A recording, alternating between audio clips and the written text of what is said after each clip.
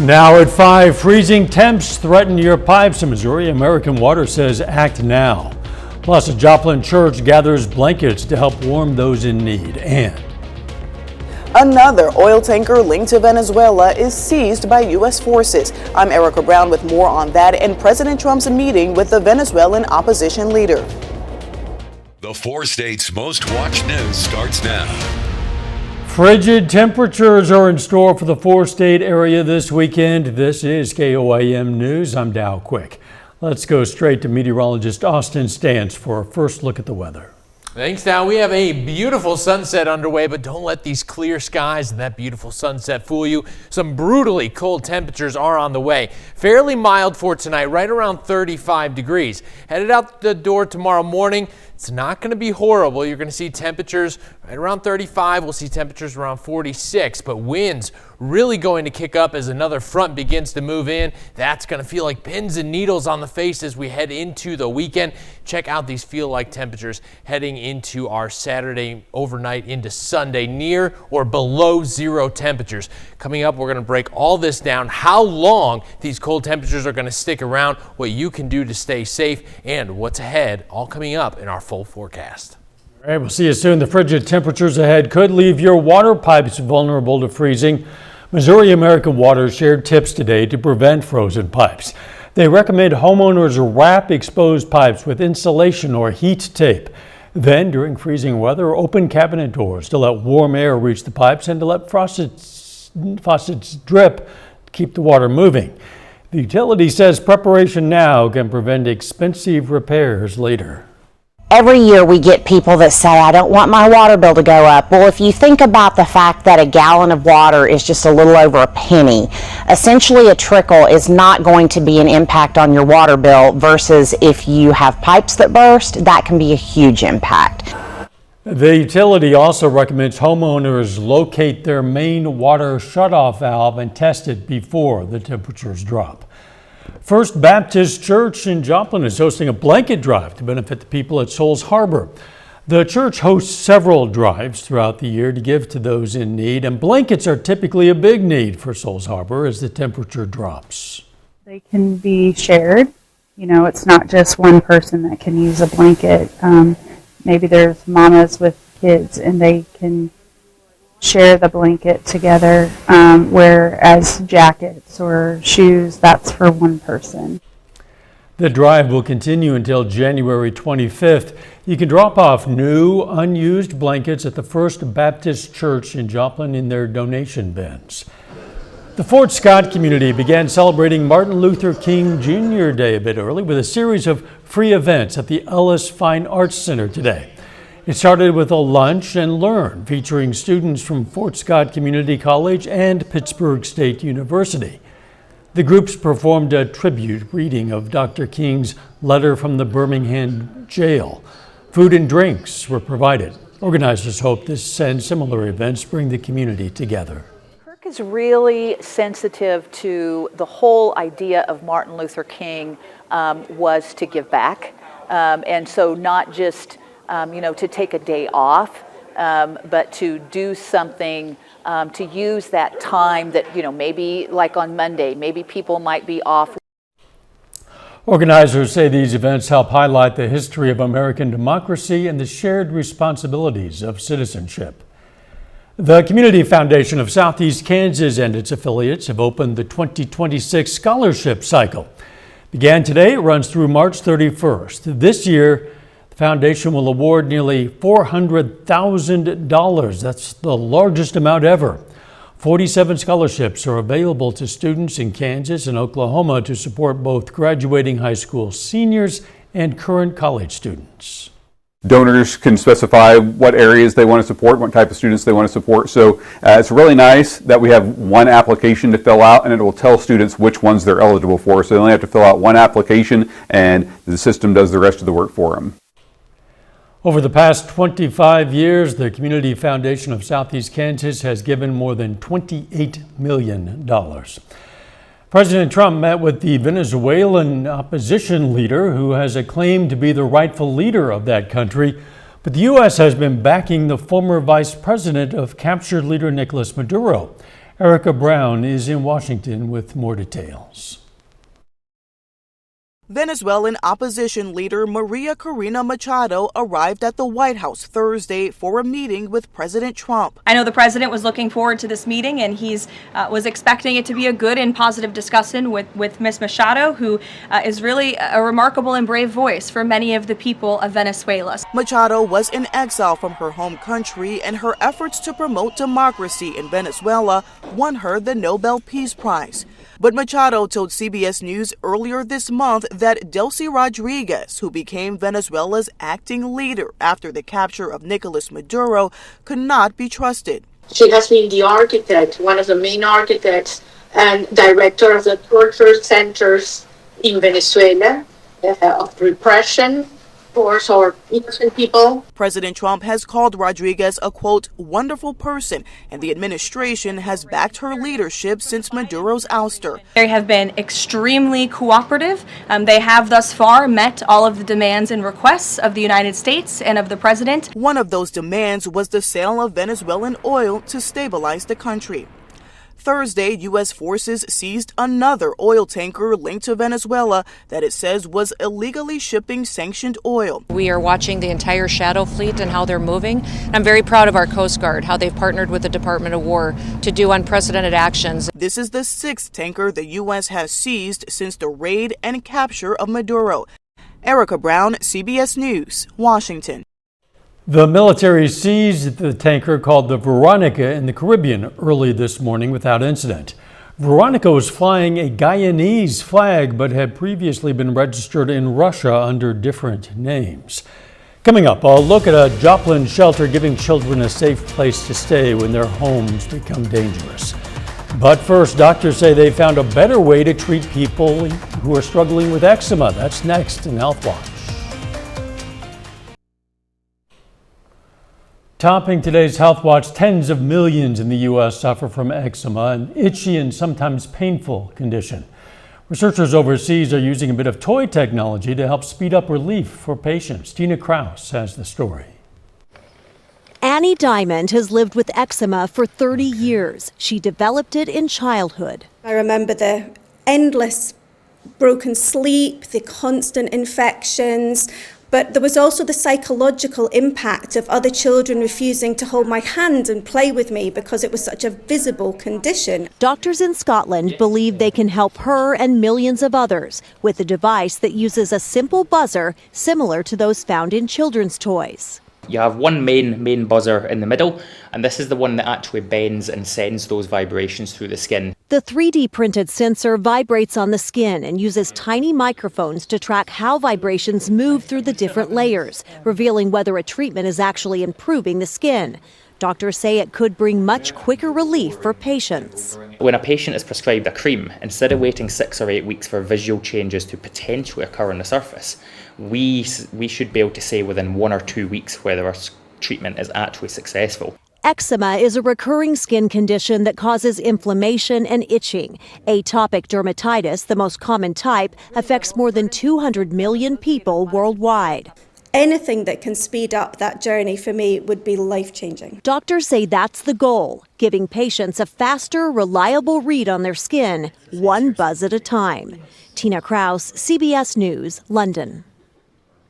Researchers say the device works on all skin tones and is inexpensive to produce, with the buzzer sensor costing just over $1. More parents in the U.S. are opting their kids out of vaccinations for non-medical reasons. A study published in JAMA found the states with the highest rates of non-medical vaccine exemptions are Utah, Idaho, Oregon, Wisconsin, and Arizona. Researchers say the trend could lead to resurgences of illnesses that are easily preventable with vaccines. The U.S. is currently dealing with significant measles outbreaks in Utah and South Carolina. 1 in 5 people say losing a pet was more distressing to them than losing a human loved one. A study in the UK showed that the death of a pet can cause prolonged grief disorder in the same way that losing a family member or friend does. Researchers say the diagnosis of grief disorders needs to expand to include the loss of pets. And that is a look at today's health news. A little bit later, why some families are bringing back landline phones. The 4 states taking a polar plunge this weekend. We'll take a look at how cold it's going to get.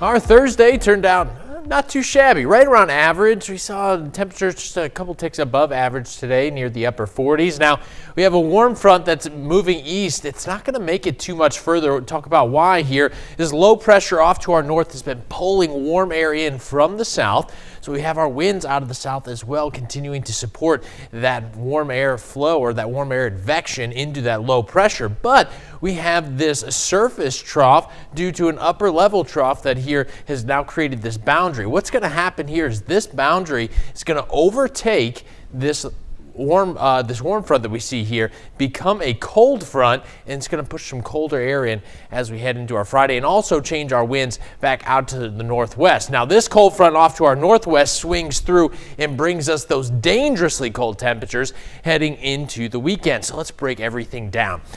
Here, heading into Thursday evening here, temperatures are still fairly mild, low 40s tonight, just a few clouds out there. Into the overnight hours, we'll see that cloud cover increase due to any residual moisture coming in as that front comes in. An isolated sprinkle or two can't be ruled out, especially north of 44 this evening. Some cloud cover heading into Friday morning here, 6 a.m., 35 Columbus, 36 Joplin, right around 35 degrees tonight is what you can expect in waking up tomorrow morning. Wind chill is going to be a little bit cooler as gusts are going to pick up tomorrow morning around 20-25 miles per hour. That'll make things feel closer to around 25 degrees heading out the door tomorrow morning. But you'll be greeted by partly cloudy skies out there. Temperatures going to be making their way back into the upper 40s once again for us. Now, winds right now are out of the south, as we talked about, but here's that boundary that begins to push in here, changing our winds out of the northwest. Winds kick up to around 20-25 miles per hour for your Friday morning. Into Saturday, here comes that second cold front pushing in. That's going to make things feel very cold Saturday morning, and then into Sunday morning as well. Now, I can't rule out a few flurries heading into Friday here.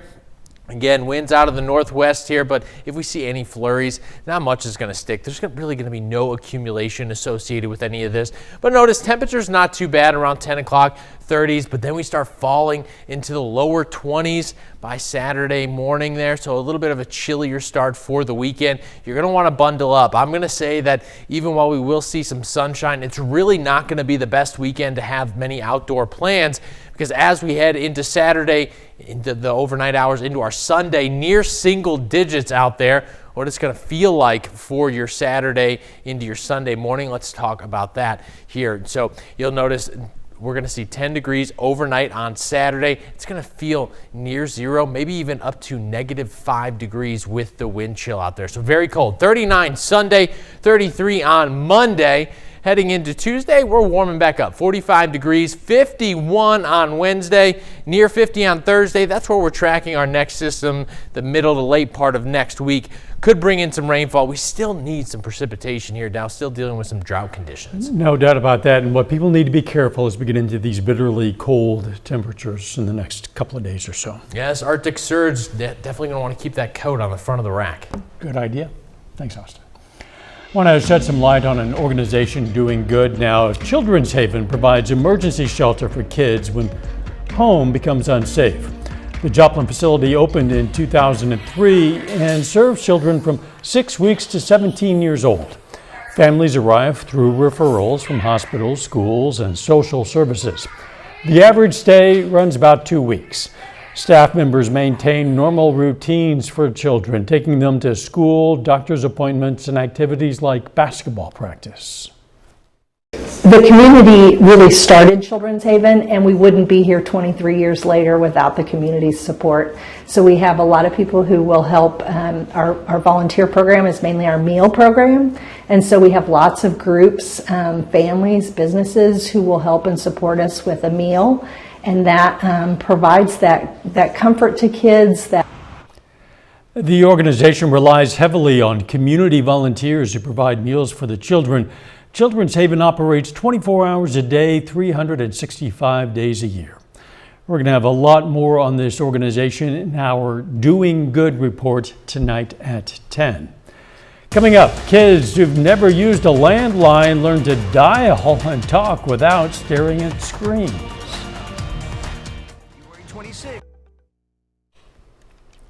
Topping today's Consumer Watch, Verizon Wireless says the issue that caused yesterday's massive outage has been resolved. The company is urging customers to restart their mobile devices if they're still having problems. According to Down Detector, around 180,000 people reported outages at one point yesterday, with phones switching to SOS mode. In a statement, Verizon said it is truly sorry. The company let customers down and vowed to, quote, make this right by providing credits to customers' accounts. It's an old idea with a brand new purpose. As parents look for ways to help their kids unplug from screens and social media, some are plugging back into a familiar sound, a ringing landline. Evan Moon has the story of a retro revival making a comeback in some family homes. Before FaceTime or text messages, the ring coming from the kitchen or living room was a simpler lifeline for social connection. Kevin, I'm on the phone. But over the last decade, landline phones have quietly disappeared, with more than 75% of U.S. adults strictly wireless as of 2023. Now, as parents dial back on screen time, they're plugging back into this old idea.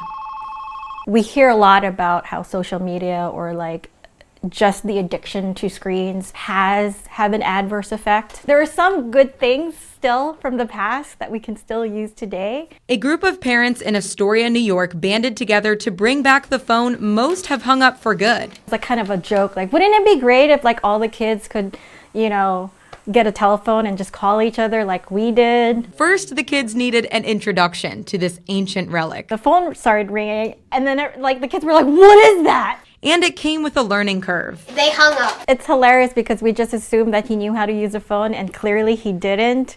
He didn't know how to put the receiver on his mouth, dialing a phone, memorizing phone numbers. Sharon Pacalor says her son is gaining valuable skills like phone etiquette, speaking clearly, and intentional listening. 646. There's certain skills and things that we learned, I think, growing up that we're in danger of losing. The kids in the neighborhood are all on board, excited to pick up that cord. What's your favorite part about having that phone in the kitchen? I get to talk to my friends a lot. With some sound advice. I don't think we should have a cell phone because I don't want my brain to rot. And one thing technology hasn't changed. These guys like to talk about sports. We hike the ball to somebody? No, it's not the Rangers, it's the Sirens. Giving parents a little nostalgia with a lot fewer notifications. Okay, bye. Evan Moon, CBS News, New York. Doesn't want his brain to rot. Spotify is raising prices again for its ad-free premium membership in the U.S.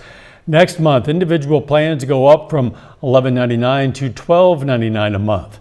This is the third hike in 4 years, following similar increases in the UK and Switzerland. Duo and family plans will also cost more, as will student plans. Spotify says these updates help offer the best experience and support artists while expanding features like video podcasts and audiobooks. Premium subscribers grew 12% last quarter, now at 281 million worldwide. Final check of the forecast up next. Tonight on KOAM News at 6, Joplin drivers save big as gas prices drop. Plus, more on the efforts of First Baptist Church in Joplin to collect blankets to help Souls Harbor. And Pitt State joins a nationwide effort to recruit and train the next generation of referees. Stay with us for the CBS Evening News and KOAM News at 6.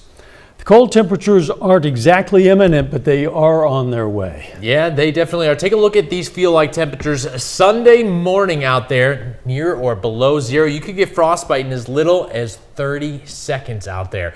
As we take a look at our 7-day forecast, didn't want to pull up there. I guess it's frozen. I guess so.